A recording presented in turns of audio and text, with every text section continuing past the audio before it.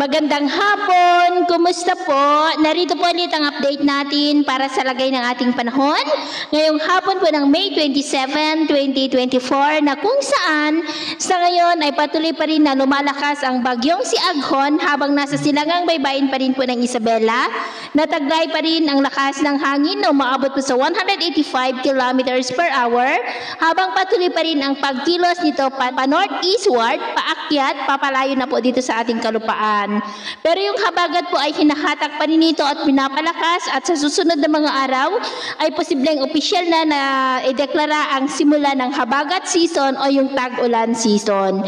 Bukas ay wala nang epekto ang bagyong yan dito sa ating bansa pero dahil nga sa hinahatak nito ang habagat ay magpapaulan naman yan lalo na sa kanlurang bahagi po ng ating bansa. Ngayong hapon ay nakakaranas na ng maulap na kalangitan with isolated rain sa ilang bahagi ng Ilocos Region, Cordillera, kanlurang bahagi ng Central Luzon, Southern Luzon, Kabisayaan at ilang bahagi ng Mindanao, dulot na po yan ng mahinang bugso ng hanging habagat.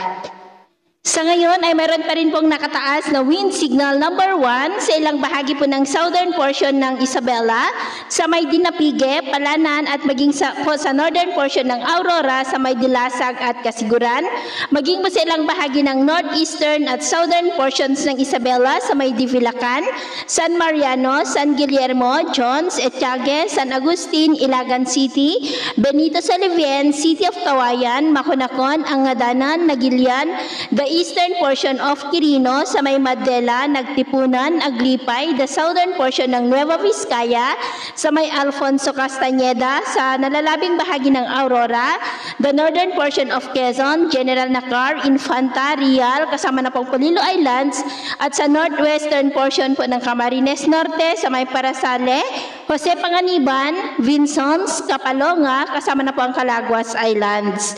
Sa mga susunod po na mga oras, posibleng mawala na po ang mga lugar na mayroong wind signals, kasabay po yan ng unti-unti na paglayo ng bagyong si Aghon dito po sa ating kalupaan. Naman pong mga baybayin, iwasan po muna natin ang papalaot dyan sa silangang baybayin ng Northern at Central Luzon dahil nandyan po ang bagyo, ang mga alon dyan ay posibleng aabot hanggang po sa 5 meters height. So yun po ang latest update natin sa araw na ito.